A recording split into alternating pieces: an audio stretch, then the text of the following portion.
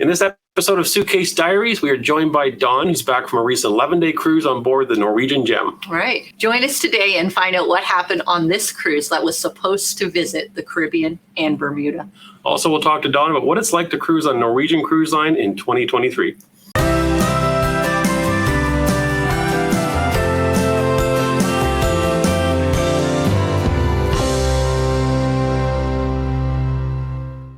All right, so thanks for joining us today, Dawn. And we're here to talk. She's here to talk to us a little bit about her experience. Before we dive into the Norwegian Gem, let's start with the first question of how many cruises have you been on in the past? 15 or 16 cruises. I have, the first one was on Carnival back in 1995. 1995. So I went to the Caribbean. I was solo. So I went by myself. I had just gotten a teaching job, and I wasn't married. Didn't have any boyfriend or anything. So I'm like, I've always wanted to go on a cruise, so I'm going to do it. And I did. And so it was on the Carnival Festival. So really tiny now. If you look at the cruise ships now, comparatively, I thought it was huge at the time, but when I look back at my pictures, it's pretty crazy. So then I've been on several other Carnival cruises, but then mostly Norwegian with my husband, who was my best friend at the time. We traveled to Alaska and went on the Norwegian Sun several times. And we actually won a free cruise on the first cruise we went on to Alaska, playing bingo and getting the little tickets at the time. And they did a drawing at the end. Now you play for a free cruise, like you win if you win the bingo game, I think. But back then it was 2008. They were still giving away 7-day cruises anywhere in the Caribbean. And they did a drawing. You got tickets when you played the games and stuff. Yeah. And so they did a drawing. And so they pulled our ticket and we won. So that would have been exciting for sure. Yeah. And then we've been on Princess once to Alaska, and then Royal Caribbean and Holland, America. Wow. So quite a few different lines. Great. Yes. So you've been on lots of different ones. So then I guess the question is then, with this cruise, what made you choose the Gem and this itinerary? Well, we had originally planned to visit New York and spend about 3 days. And then I was looking at my email and my Latitudes rewards, and it offered like 11-day out of New York on the Gem. And I'm like, and it was like 3 times the points. So I'm like, okay, well, Mike, what do you feel about doing a cruise, and relaxing in the Caribbean, since our one in November was interrupted with COVID. So it was supposed to be 2 weeks. And we thought, well, let's see if we could do it again, do another cruise and finish it out this time. And so what ports were you supposed to visit on this cruise? Let me look at my notes real quick. We were supposed to visit Dominican Republic, Puerto Plata, and then San Juan, Puerto Rico, and Phillipsburg, St. Martin, St. Thomas, Tortola, and then Bermuda. Okay, so your cruise had a change in the itinerary while you were on board. Tell us about that, and how did you feel about that change?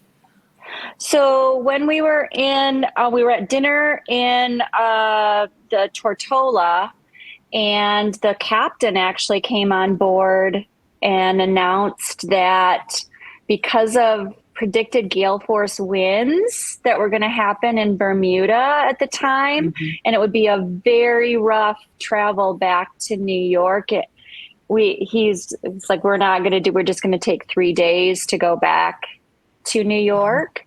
It was rough going back, but it was rougher coming from New York, getting into the warm waters at the beginning of the trip. I actually didn't take my Dramamine early enough, and I got quite ill.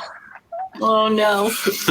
Oh, But on the and- way and- back, I did. I took it in time, so I was fine. oh good.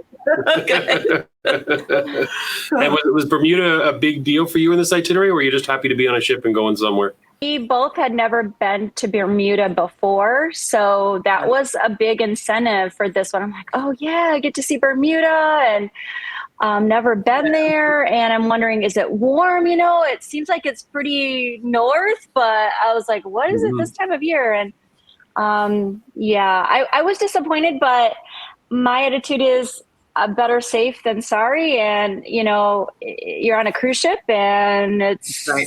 relaxing. And so good time. And we were good with it. Nice. Yeah, it's interesting because Bermuda is often just a destination by itself on some 7-day cruises. And we've always thought about going to Bermuda, but we've never done it. And so we thought to plan for it, it would kind of be heartbreaking if you missed it. Like, Yeah, because we really want to do Bermuda. So when we heard that yours was canceled, we were both like, oh no, that would have been upsetting. Yeah.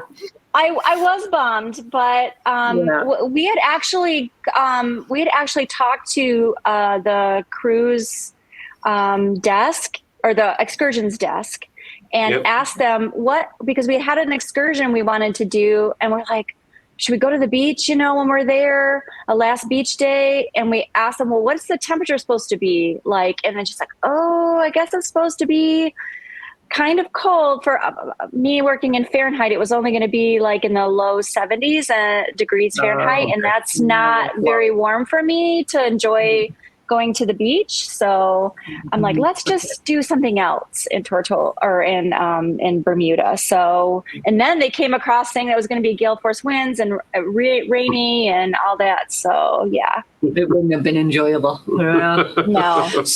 So you told us you left from New York for this cruise. Yes. Did you fly there or did you drive? And did you have hotel stays prior to getting on board? We actually flew in the same day, and I was really nervous. We don't normally try to do that, but I officiate college stunt, and I couldn't leave on Sunday, and so we went to and stayed at the Detroit airport at the hotel that's at the Detroit airport, and then stayed the night. And then because we had a really early flight, I said, well, let's get the earliest flight, and there'll be other flights to New York. So chances are if it's delayed, we'll get another one. So it worked out really well. Perfect. Yes. Good. Yes. Yeah, that's brave in the winter, coming out of the winter states and going south. Yeah. Yes. We've had to do it a few times too. We try not to, but sometimes you have to with life and work. Yes. Yes. So you're there now. You've flown in the same day. So how was Embarkation? And what's the first thing you did on the ship? What was your first impressions? We took a transfer from Norwegian, and we had to wait in the airport a little bit for that. And we got on there, and then we had to actually sit and wait. That cruise terminal, it was in Manhattan, and it's very small, and they have like the guests coming off and guests trying to get on, and it's very, very congested. So our bus had to actually wait. They were only allowing one bus to pull in at a time and unload the passengers and unload the luggage. And the guys were right there with the big old basket. And so they were right there, but they wanted to do it just one bus at a time. So there was a little bit of a wait, but it was okay. We just watched what was going on, and it was past the time that way. And it was probably 15 minutes or so that we had to wait sitting there. And then once we got off, we got into the terminal, and it went pretty quickly. And so what was the first thing you did getting on the ship? Oh yeah. So we, Mike wanted to go see if he could find the room. I'm like, they're not going to be ready yet. They're not going to be ready. He's always anxious to see if it's ready.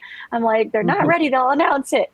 We went and checked out at least where the room was located. And then we went and got some lunch, and we went to the main dining room. The name of the dining room is Grand Pacific.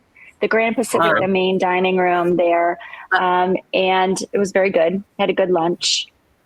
Yeah, that's one of the things I love about Norwegian is when you get on board, they have their main dining room open for lunch. I'm a big fan of doing that. I'm not a huge fan of buffets Yes. on any day, but especially on Embarkation Day, they seem to be extra busy. So if you have a dining room that's open, it's a great tip, isn't Yes. it? Yeah. That's what I told Mike. I said, let's go to the dining room if at all possible.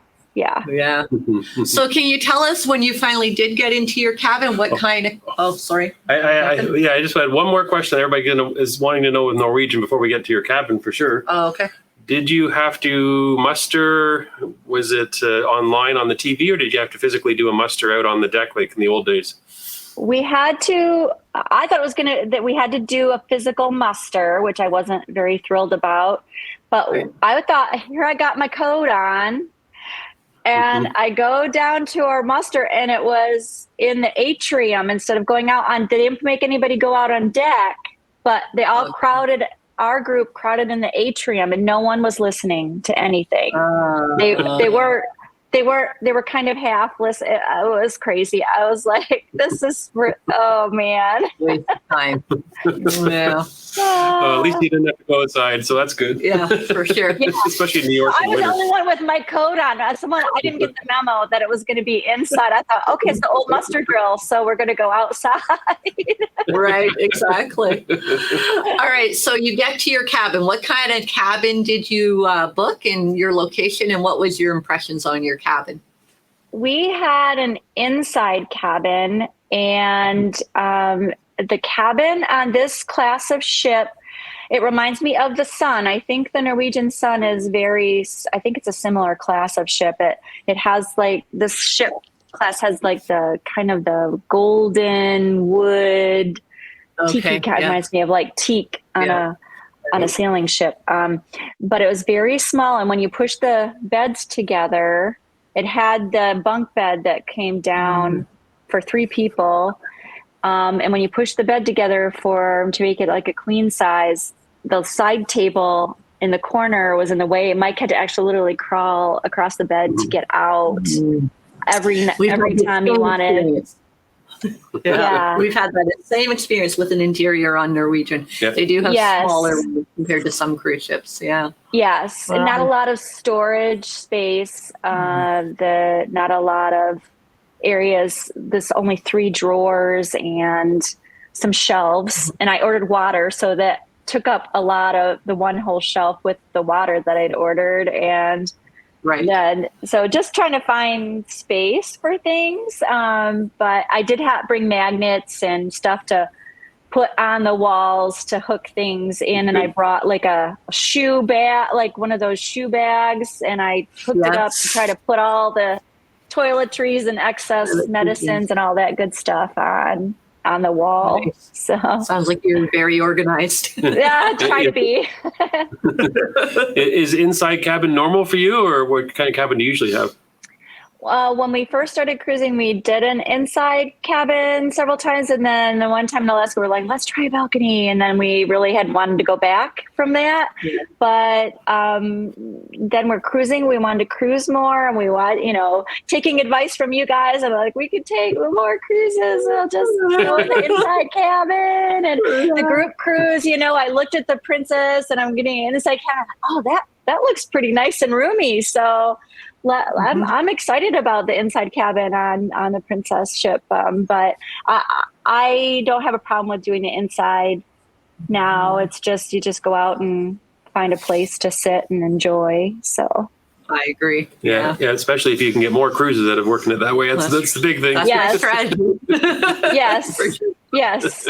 So let's talk about what's near and dear to me, which is food. So let's see. So first off, we'll kind of break it into the breakfast and lunch, and then we'll talk about dinner later. So breakfast and lunch options, what did you find on Norwegian for that? So they have Ocean's Bar and Grill on the Gem, and that's open 24 hours. And so they would serve breakfast, lunch, and dinner. So breakfast was an option there. And then the dining room. And then the venue at the back of the ship, which is called the Great Outdoors. So on this ship, they have the buffet that goes along the starboard side. So that goes down the starboard side, and then you follow that through, and then you have the great outdoors at the back, and there's like a little kind of canopy, a permanent canopy at the back, and nice, wonderful seating. And they always had food. Usually there was a small time they would have breakfast things, and then they would have like a late lunch thing. And I think they might have even had some, I don't know if dinner, but a late afternoon, early evening. Oh, that's a nice food. option. And so how was your dinner experience, thinking about the main dining room, or did you do buffet specially? How did you navigate? With the package we received, we had one specialty dining, and then I upgraded to 2 more. So the first night we were on board, we did the teppanyaki, and then we did the Le Bistro, and we did Cagney's. So the teppanyaki the first night was very good, although the amount of garlic they put on the food the next day when I was ill because of seasickness, that was not very fun. It was not fun. Oh no. I had to convince Mike to do the French restaurant, but I'm like, try it. It'll be fun. I did a French restaurant before on Norwegian. It was very good. And it was his favorite after we dined there at Le Bistro. Very, very good. I only went to the bistro to sort of, help make Mr. Canuck happy, because that was one he wanted to do. And it ended up being the favorite specialty that I did on board Norwegian. I'm like, I can't wait to get back on Norwegian just to do Le Bistro again. Yeah. And it looked brand new. They had done a refurb on the ship, and I think that was one they had said that was one of a lady was in there a lot of people from New York were on the cruise, of course, and they get on the Gem a lot. So this lady was next to us, and she's like, "Yeah, this is redone. It's the first time I've been in it." So she said it would look she liked it. She liked the refit on that. So yeah. And did you get to the buffet ever for dinner, or how did you find it? We got to the buffet for lunch a couple of times. After with COVID, I just really don't like to go to the buffet, and the Great Outdoors proved to me. There was a lady who I was standing right there, and she picked up the food and put it back down with her bare hands. I was like, oh, no, please don't. Wow. Whenever we could, I was like, Mike, let's just go to the dining room. I just want to go to the dining room. The one thing Mike said that he wished was that late night they would have pizza. There was no pizza to be had on the Gem late night. He thought that Oceans should have pizza. You're hanging out and going to shows, and at late you're drinking and having a good time, and you get the munchies, and you want to have some pizza or something, and there was just no pizza. Makes sense. You're right. They only ever have pizza on their buffet, right? Yeah. So if the buffet is closed, then you don't have it. Yeah, where a lot of cruise ships have it. They had apple pie and ice cream on the menu there. And the interesting thing is they started running out of vanilla, so they started serving it with strawberry ice cream. I was like, whoa, that's a new combination. Yeah, that's weird. Strawberry and ice cream and apple pie. So lounges and bars, did you have favorite ones that you guys tend to go to? I know when we travel, we usually check out a few of them, but then there's one that we seem to keep going back and forth to that tend to fit the mood we want or the atmosphere. There was the Bliss nightclub that we went to a couple of times, and the Spinnaker's lounge that's on the ship. I'm not a big drinker, and Mike's not either, so we don't really have like a before dinner cocktail really. But there mostly it's grab a beer and sit out, on the Great Outdoors and watch the waves in the back of the ship and the sunrise coming up or the sunset. The Great Outdoors at the back was the place we went to a lot. Nice. Yeah, that sounds like a nice part of the ship. I don't think we've experienced that. No, not yet on the Norwegian. Yeah. And so then in the evenings, then how did you find the entertainment, music around the ship, the main shows? How did all that come together for you? There were about 3 professional shows, and they were very good. My favorite was Blazing Boots, and I don't remember the other 3, but Blazing Boots really stood out, and that was the professional, well, the crew, that the cast that they have on board that does that. And then we didn't go to see any comedians. I thought the entertainment was a bit lacking in some aspects on there. In the past, it seemed like before COVID, they had more entertainment options. They did have a professional singer. I forget what her name is, but she was fantastic. Mike's like, I think she's singing 4 octaves. I was like, okay, I'll trust you on that one, but it was really good. And the one night they showed a movie, the theater, the Stardust Theater in that ship is like stadium kind of level. It goes up, it's 2 floors. And so it's pretty interesting. And so it can fit a lot of people in there. And so let's talk about sea days. How was it for pools and deck space? Did you have the ability to get in the shade if you wanted it, and vice versa? And it's kind of interesting because I don't think we've ever done a cool season kind of cruise like this for you. So like maybe are the pool decks abandoned, or how does that work on a sea day when it's cooler for sure? Right. So the hot tubs were definitely hopping on the way out of New York. The hot tubs, the pools, there weren't many people in the pools on the way down the first day and a half. And then when it started warming up, when we started getting closer to southern United States, Florida and the Caribbean there, then it was more and more people were congregating out on the decks in the lounges. And the day before, the second to the last sea day before the end of the cruise, people were just pushing it. They're soaking up every bit of sun that they can because they know it's going to get cold really quickly. And the last day, sea day, there were maybe hot tub. There wasn't anybody on the deck chairs. It was pretty cold. For sure. And so did that make it busy inside the ship since there wasn't as much to do outside? Yes. So this ship on deck 6, I think it is, that's where I went, the center of the ship. The champagne bar, a wine bar, I think it's called, is where the Le Bistro restaurant is. There are nice lounge chairs. And then on that deck, there are also in the hallway, there's window seats, cushioned window seats and chairs and couches. So a lot of people on that day were congregating. It was very crowded on the inside of the ship that day. I could tell the difference for sure. The ports that you did get to, because you missed Bermuda, but the ones you stopped at there, did you do any excursions? Did you explore on your own? And did you have a favorite? Yes. We just explored on our own. And the Dominican Republic, we went to an all-inclusive resort and enjoyed the amenities there and just enjoyed the relaxing beach and the sun, and it was very nice. The next day was San Juan, and we just walked near, not too far from the ship.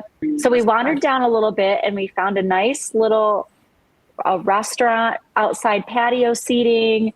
It was very nice. We spent several hours there. So it was good. We've done the same there in Puerto Rico. It's nice. So when you came into Puerto Rico or San Juan, do you go into Old San Juan with Norwegian, or do you go to the other stop across the bay? We were right downtown. They were right downtown. Oh, that's good. Yeah, we were right. Yeah. Because we've left on Norwegian from there as a starting port, and they start at a different spot than Old San Juan. So I was curious to see if you went down there. Yeah. Because the very first cruise I was on the Festival left out of Puerto Rico, and I kind of didn't remember that port. I'm like, that was a long time ago, but I was like, I don't remember this. I must have left it a different port. Virgin Islands, we went on a champagne catamaran tour. I think it was St. Thomas, and we went to St. John on a catamaran. They called it a champagne catamaran snorkeling, and Mike snorkeled and I just floated. And it was very cool. The sea turtles came up and I was able to see them right. Oh.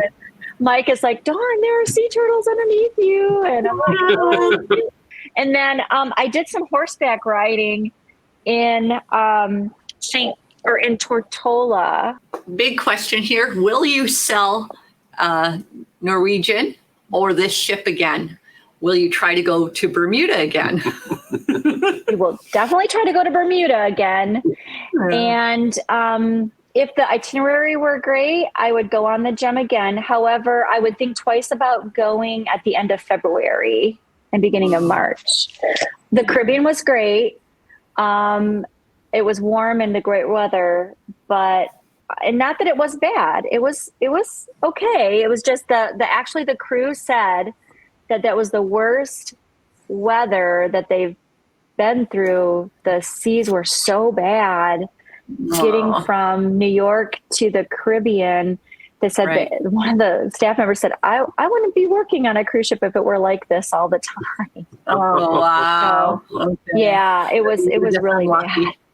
Yeah. And do you usually have seasickness, or is it unusual for you to have seasickness?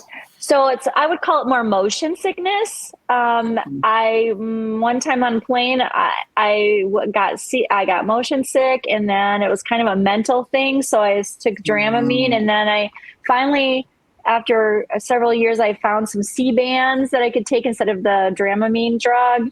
And so in a last resort, I found that when they got the non-drowsy Dramamine, I'm like, I'll try that if I absolutely get really sick. It's more like equilibrium for me. It's a lot of that.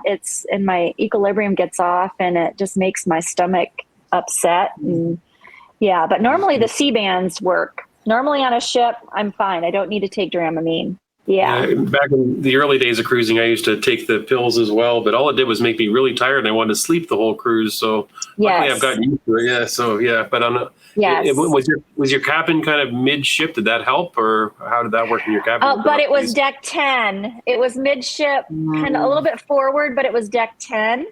So it was, the motion was really bad. And Mike's like, go down. We'll go down to deck 6 at the center.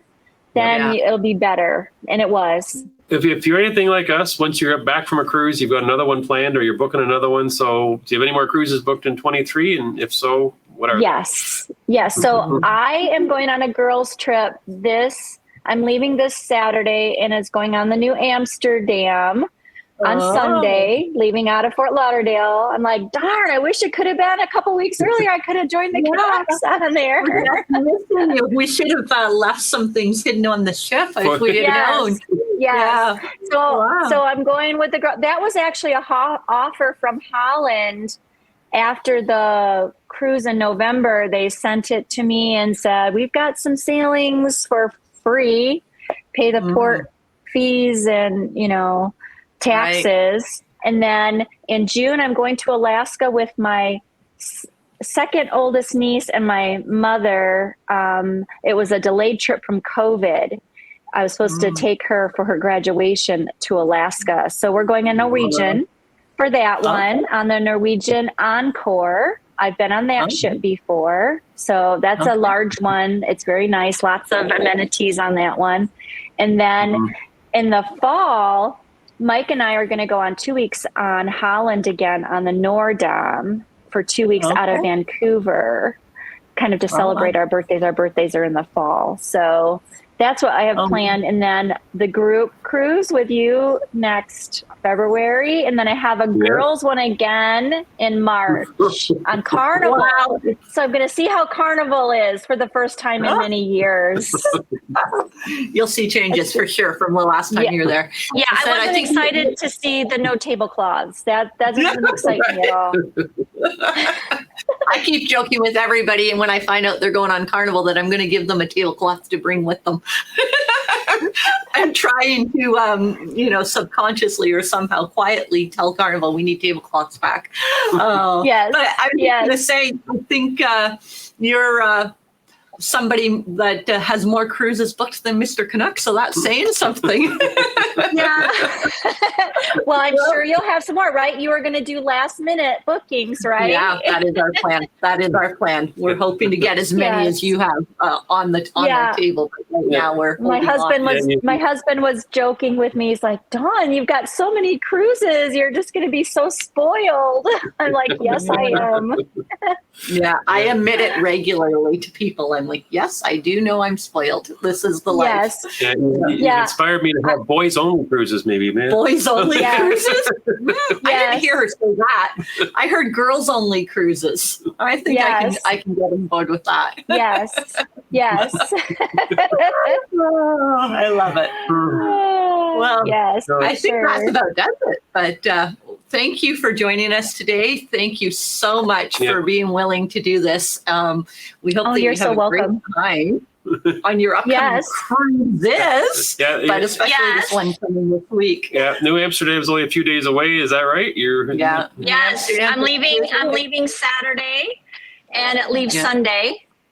So that I'm sure it's going on the same itinerary. It's the 7 days, so it's going to Jamaica and Grand Turk, and then Half Moon Key, which I'm looking very forward to going to again. So, so when you go to Half Moon Key, you have to try the key lime cupcakes that they have at the buffet there. Yes, we did not get to the buffet in time the last time. They closed it. What's up with that? They closed it early. Their time, normal time for them, but when you're enjoying yourself on the beach, you're not quite ready to eat. Well, that happened to us. We went up there and we grabbed some food, and I went back to get more, and it was all closed up and done. And it's lucky we came the minute we did, because I went back to go get more cupcakes, and no, everything was closed up. I'm definitely going to try for the cupcakes. Yes. Yeah. They have some really good cupcakes there. I have so enjoyed talking with you, and I can't wait to interact with you in person and see you in person on the cruise. I'm so looking forward to it, and I'm so glad to see you, grow on your channel. I caught you in your infancy, and it's been really great. I just really feel like a kinship with you guys. Well, thank you so much, Dawn. Have a great trip. Yeah, enjoy our ship.